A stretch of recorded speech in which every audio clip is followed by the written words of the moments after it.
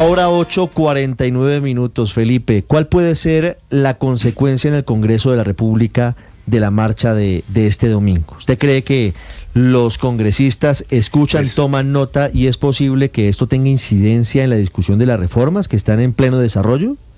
No sé por qué. Pues una cosa es lo que debería pasar y otra cosa es lo que está pasando. Me explico. Fíjese que el caso de la reforma pensional, pues ahí cooptaron unos parlamentarios del Partido Liberal. No sabemos cómo, como decía el doctor Busman Master. Entonces es muy difícil, es muy difícil hacer predicciones de para pero dónde va a yo correr sí el te digo Congreso. cómo, Felipe. Pero sí debería el Congreso pues entender que lo de ayer también era un mensaje para ellos, ¿no? Sí, por supuesto. Mire, ahí, por ejemplo, algo concreto, Luis Ernesto, un tema concreto.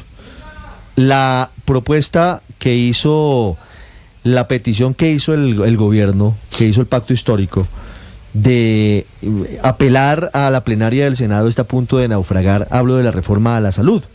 Por un motivo, porque por temas de trámite falta un presidente de una comisión para poder llamar a los presidentes de las comisiones a que definan la ponencia para presentarla ante la plenaria. El tiempo corre y es posible que eso al final naufrague, y al final entonces, como está previsto, pues la reforma a la salud, como pasó en la Comisión Séptima, pues se va a hundir.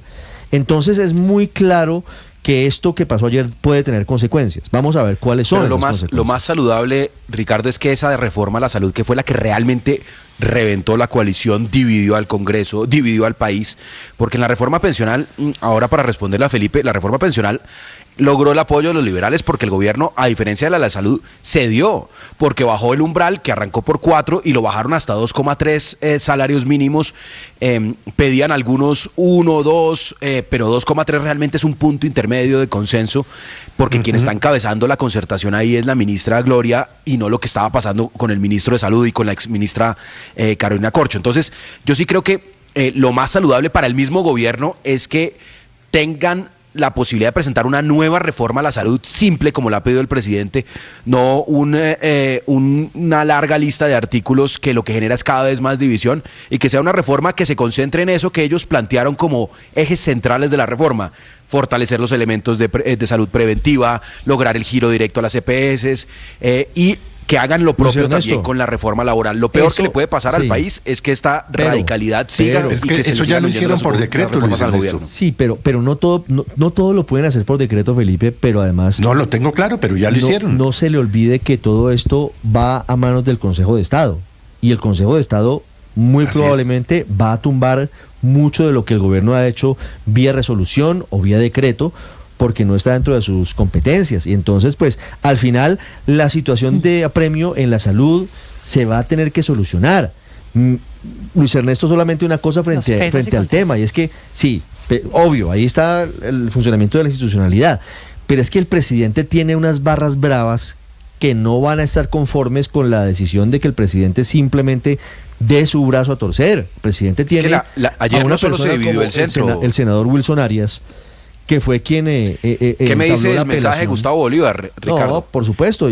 Gustavo Bolívar diciendo que el objetivo es tumbar al presidente. Trina hace unos minutos. Daniel Rojas, el director de la SAE, diciendo que todos los que marcharon ayer son narcotraficantes, y que por eso, y que marchaban era porque había muchas incautaciones. Entonces, claramente la izquierda también quedó dividida ayer, no solo el centro entre quienes marcharon y quienes no marchamos, sino los sectores más radicales que coinciden con la postura del presidente, y unos sectores mucho más moderados, líderes muy importantes de la izquierda, como es el caso del senador Iván Cepeda, de la senadora María José Pizarro, de los ministros, del ministro Velasco, de Laura Sarabia.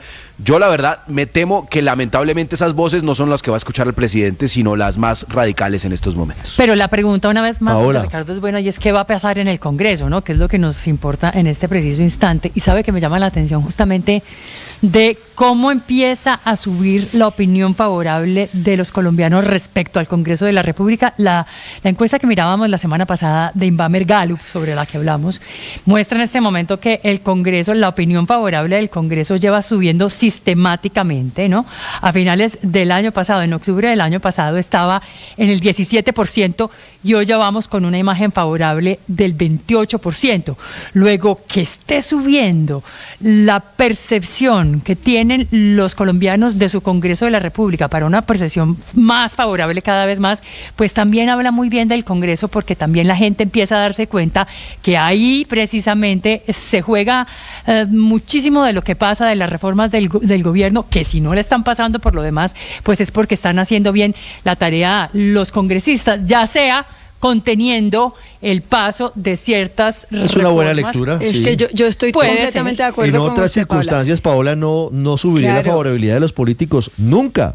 Yo estoy completamente de acuerdo con usted, Paula. Creo que las marchas de ayer, y en línea con esa lectura de la encuesta sobre la favorabilidad del Congreso, lo que le da al Congreso es respaldo a su autonomía. Y es un mensaje de que no se tienen que arrodillar ante el Ejecutivo, porque precisamente deben ser independientes y deben interpretar a las personas que votaron por ellos.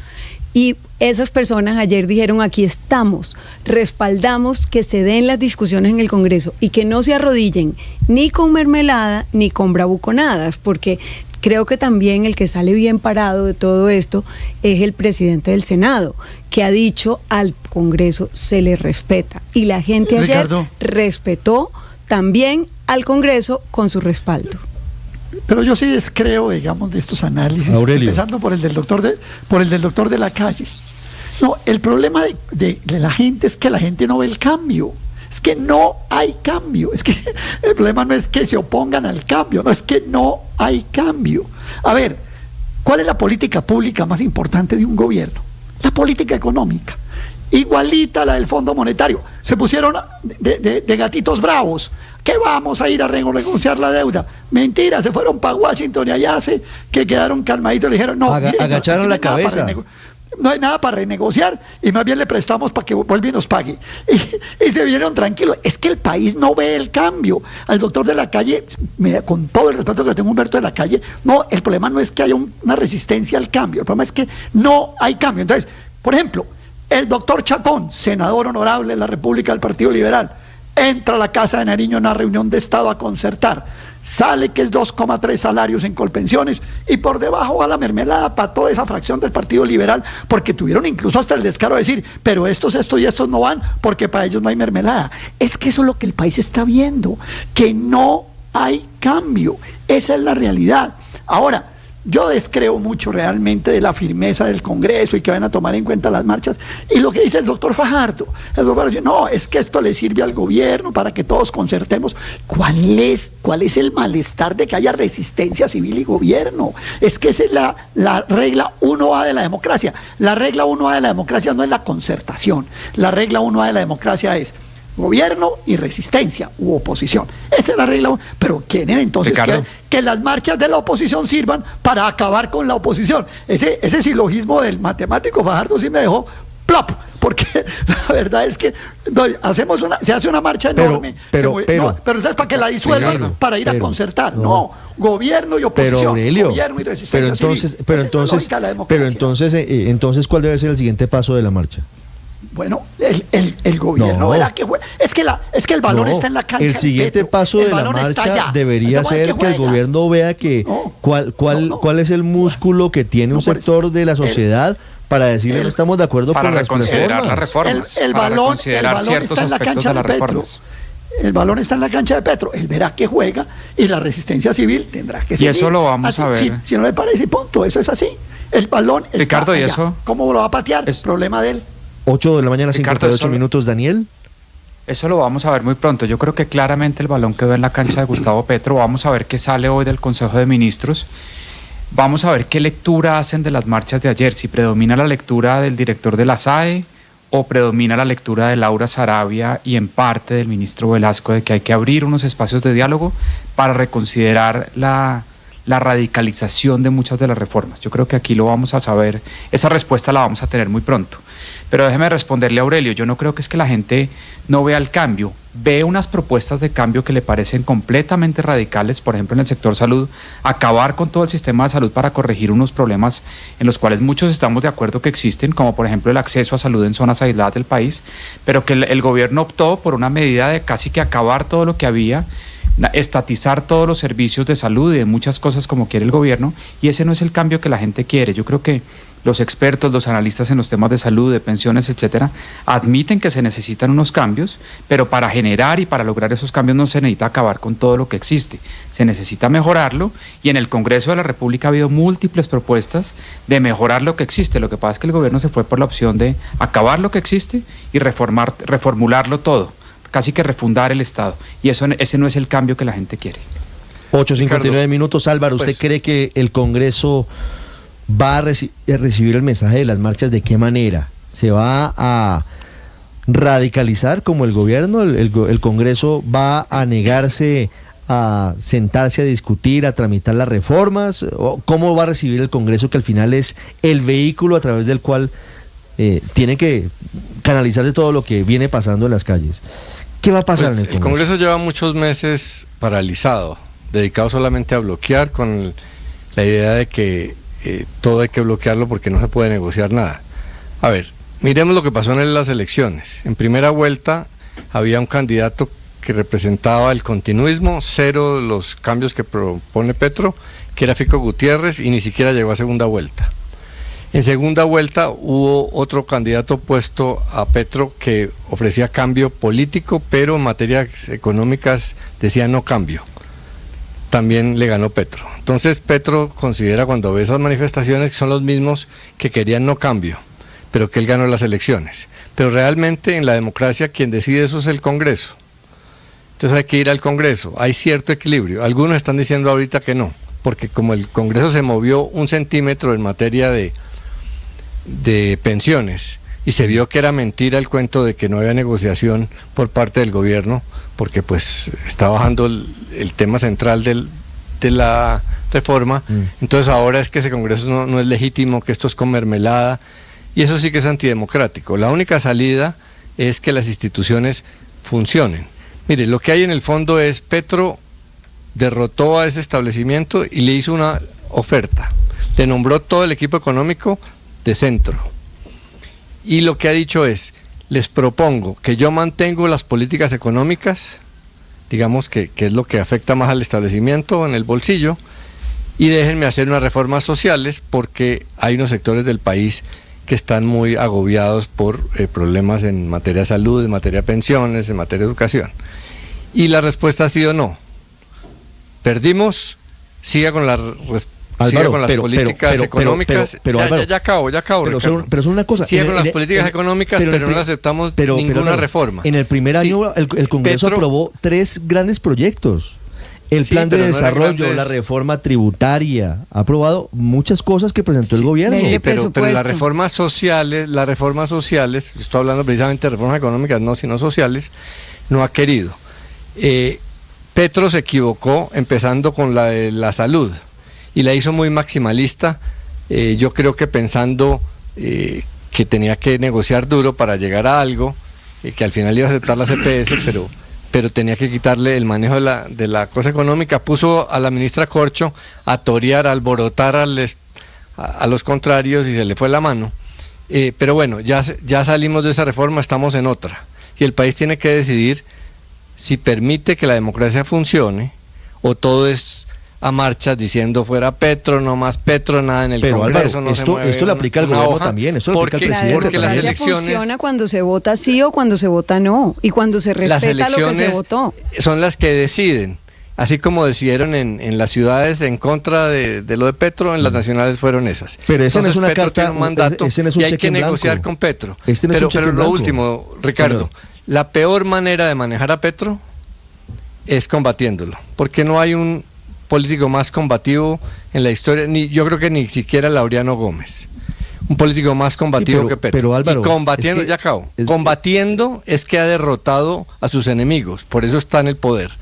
Entonces, por la vía del combate no es la mejor manera de enfrentar a Petro. Es que yo no entiendo esa teoría, María Consuelo, Héctor, no la entiendo, pero ha sido una teoría que desde el comienzo del gobierno se instaló, y es la teoría del apaciguamiento, la teoría de que al presidente hay que hacerle pasito, de que el presidente y es la teoría de que hay que llevarle la idea, porque si no el presidente entonces ahí sí se radicaliza, y entonces ¿qué hacemos? Entonces ahí sí, entonces el país va ¿a dónde? Claro, lo dijo Humberto de la Calle, Mire, el que se Ricardo, aparte medio centímetro No lo de lo entiendo, que Álvaro. piensa el presidente, entonces está bloqueando. No está bloqueando, piensa Mire, diferente, Ricardo, y la Héctor. diversidad es parte de la democracia, pensar diferente, y para pensar diferente se puede votar sí en el Congreso o votar no. Votar no es bloquear, votar no es negar un proyecto que la gente considera que no es mayoritario y que no es conveniente. 9-4, hay Y noticia bloquear urgente sí, desde y Cúcuta, bloquear antes para sí terminar, no es Héctor. venderse ni arrodillarse.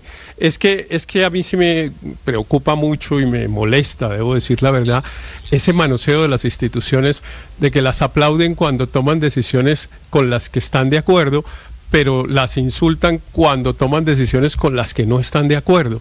Entonces al Congreso lo insultan todos los días diciéndole que se arrodilla, que vendidos, que mermelada, que corruptos, pero si toman una decisión con la que están de acuerdo, dicen que qué maravilla, que cómo está subiendo la favorabilidad en la opinión del Congreso. No, eso no es decente, ni es serio, ni es leal con la discusión democrática.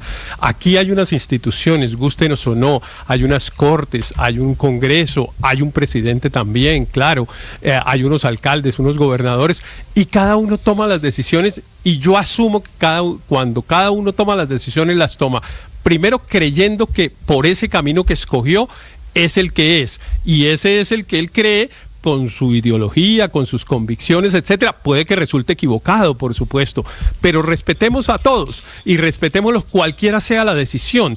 Yo sí quisiera anticiparme a que, por ejemplo, si el Congreso vota a favor, termina de votar a favor la reforma pensional, los que hoy lo están aplaudiendo no le digan arrodillados, ni vendidos, ni corruptos, sino que respeten la decisión democrática. Ese me parece que Pero es un tampoco punto se puede importante. decir que entonces si pero se la vota, favorabilidad si es un se hecho. y La el- favorabilidad del Congreso y hoy el- la eso- midió eso Invamer. dice el No, Invamer está Poll. bien, Es un por hecho. eso. Eso- Por eso, no, claro que Ricardo, es un hecho y está bien, pero respetemos si las decisiones son al revés. Y déjeme decirle una cosa, Ricardo, para tratar de responderle a la pregunta de lo que usted llama el apaciguamiento, que no es mi teoría, pero yo sí creo que el presidente Petro representa unos sectores sociales que tradicionalmente se han sentido marginados, y no solo se han sentido, sino que efectivamente han estado marginados de la sociedad y del Estado colombiano y de los beneficios de lo que llamamos el bienestar general. Efectivamente han sido sectores marginados, y esos sectores están representados o se sienten de alguna manera representados ¿Y eso es en válido? el gobierno del Claro. presidente, en el gobierno del presidente Petro. Por eso es tan importante, a mi modo de ver, que el gobierno del presidente Petro no fracase, porque esos sectores marginados sienten que es esta su oportunidad, y que si termina mal, cada cual leerá por qué cree que terminó bueno. mal. Unos Ojalá dirán los porque escuche, Petro era un ojalá lo esté desastre, escuchando porque el Petro era una presidente. desgracia, por lo que fuera. El fracaso del presidente Petro es un fracaso para la sociedad colombiana en su conjunto. No es un fracaso ni para la izquierda, ni para Petro, ni para nada, sino que la sociedad colombiana perdería una enorme oportunidad de incluir unos sectores sociales históricamente excluidos para el bienestar general.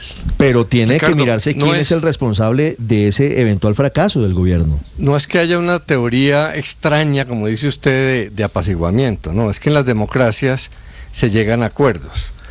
El lenguaje del apaciguamiento es el lenguaje de guerra. A ver, que los derrotados en las elecciones después bloquean y no permiten nada porque llegar a acuerdos es apaciguar. No, primero la decisión ya se tomó en elecciones y los no cambio, por llamarlo de alguna manera, ya perdieron. Sí. Entonces, ¿Cuántos los cambios, Álvaro, solo una cosa. pero déjeme No, le digo, solamente- los que son cambio Sí, pero- tienen derecho pero a presentar solamente unos un dato, proyectos. solamente un dato para que usted siga. No, pero ¿Sabe no, cuántos- porque eso lo he dicho muchas veces, déjeme hablar. ¿Sabe cuántos votos obtuvieron los congresistas? 17 millones de colombianos votaron por el Congreso. Esto no de es un Colombia. sistema Pero sí hay parlamentario. separación de Pero tienen poderes, funciones. ¿no? Por Aquí hay eso, separación claro. de poderes, no es lo que diga el Por presidente. eso, y por no eso hay yo digo que el Congreso presidencialismo. tiene que funcionar. Por eso, usted lo que dice es que apaciguar es discutir las propuestas de un gobierno. No lo digo por usted si usted no lo dice, pero hay una teoría de que al presidente Petro hay que hacerle pasito porque es que si no se molesta y entonces... Yo no digo esa tontada, eso lo dice usted. Yo lo que digo es que con los gobiernos se negocia. Que las democracias... Que las democracias deben funcionar por vía de búsqueda de consensos, de negociación en el Congreso, que el bloqueo, que esos lenguajes de apaciguamiento, y que no hay que confrontar al presidente. Usted lo ha dicho aquí muchas veces, no hay que confrontar al presidente porque el presidente cuando se confronta entonces se radicaliza. Yo no he dicho eso. Yo lo que he dicho es, le saco la grabación cuando quiera. Que sectores como usted que consideran, déjeme le explico. Lo que he dicho es que en qué cabeza cabe que sectores como usted que consideran que Petro es un radical y empieza un gobierno tendiendo la mano, haciendo una propuesta pragmática de acuerdo, se le busca arrinconar para que sea más radical y se vuelvan realidad todos los temores. Si les parece tan radical Petro, traten de negociar con Petro. La única manera de frenar a un presidente en un sistema presidencialista como este es negociando, enfrentándolo no. Eso han hecho con Petro toda la vida y Petro ha ganado todas las elecciones. No es combatiendo, sino negociando. El Congreso tiene que llegar a acuerdos. El presidente no tiene mayorías en el Congreso, pero sí se necesitan cambios en materia de pensiones y en muchos otros temas. Y los que perdieron tienen que calmarse porque el no cambio ya perdió las elecciones. Aurelio. Pero es que yo no entiendo de verdad. Hoy yo creo que amanecí con las entendederas, pero bien cerradas, más de lo normal. Porque resulta que la oposición variada y múltiple de este país se expresa en las calles y entonces salimos a decirles, mire, desbaraten esa oposición y váyanse a concertar. Pero ¿cuál es la vaina de que en Colombia no puede haber oposición y democracia? Virgilio Barco, 1986-1990, Mario Latorre, Fernando Cepeda. Pero entonces resulta, no, lo que tiene que hacer la oposición es ir a concertar. No, la oposición lo que tiene que hacer es hacer oposición, resistencia civil, y el gobierno lo que tiene que hacer es gobernar, enfrentando eso, a ver cómo lo hace, cómo lo torea. Pero es que realmente la tesis de Fajardo ahora fue igualita. Como la oposición se expresó, salga a concertar. No, oposición en oposición, resistencia civil en resistencia civil, y gobierno en gobierno. Y listo. La pregunta si ese escalamiento, le sirve al país, ¿no? Es que quiero insistir en algo. Es que a veces creemos que para hacer consensos solo tiene que ceder el Congreso. No, también tiene que ceder la presidencia, es decir, es el Ejecutivo, es también el Legislativo los que tienen que ceder para llegar a acuerdos. No es que se tienen que imponer las normas. Luis Ernesto, para finalizar, todos queremos reforma, como lo hizo en la reforma pensional, Alberto. Claro. Ojalá ese fuera el ejemplo a seguir, o como lo está haciendo en la reforma a la educación que tiene aprobación por unanimidad en la Cámara. Pero Ricardo, a propósito del apaciguamiento, un tigre no se vuelve vegetariano porque le alimentemos brócoli. Entonces, pretender que un hombre combativo como Gustavo Petro simplemente va a dejar de ser combativo porque se apaciguan las fuerzas que tienen desacuerdo, pues no va a pasar. Lo que sí es cierto es que el presidente se nutre justamente de ese antagonismo, se nutre de tener alguien con quien pelear. Le pasó cuando era alcalde, que estaba teniendo unos muy malos indicadores de desempeño y de gestión, y le apareció caído del cielo un radical como Alejandro Ordóñez que lo destituyó y le revivió políticamente. Entonces, yo creo que más que pensar en apaciguar por temor a la fiereza del tigre y tirarle brócoli, lo que debe pensar los sectores que no están de acuerdo con el presidente es que no le deben dar razones, ni se deben convertir en un antagonista con el cual crear el relato facilista, populista de que todos, la oligarquía y demás. Tienen que ser mucho más astutos que eso. Tienen que jugar ajedrez y no boxeo. Pero tampoco lo que se demostró ayer de una manera además hermosa en las calles con la manifestación sin títulos y sin rótulos políticos de izquierda o de derecha de ayer, es precisamente que Colombia le perdió el miedo a confrontar a Gustavo Petro, porque así como él nos tenía con el cuento de que si se pone bravo entonces va a reventar el país, no, aquí no podemos marchar, podemos manifestarnos pacíficamente sin tenerle miedo. Eso es uno de los grandes avances del día de ayer. Ya regresamos en Mañanas Blue, 9:13 minutos, hay noticia urgente desde Cúcuta en instantes.